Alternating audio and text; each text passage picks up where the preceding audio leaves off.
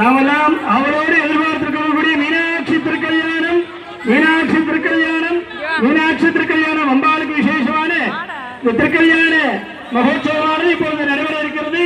வாழ்விலே கிடைப்பதற்குரிய பேராஇருக்கக்கூடிய அனைத்து விதமான பாக்கியங்களையும் அம்பிகை நமக்கெல்லாம் அனுகிரகம் செய்ய பிரார்த்தனை செய்து இந்த மீனாட்சி திருக்கல்யாணத்தை கண்டுகளித்து அனைத்து விதமான பாக்கியங்களை பற்றியுமாறு அன்போடு கேட்டுக் கொள்ளப்படுகிறார்கள். இப்பொழுது தேவிக்கு விசேஷமான திருக்கல்யாண மகோத்சவம்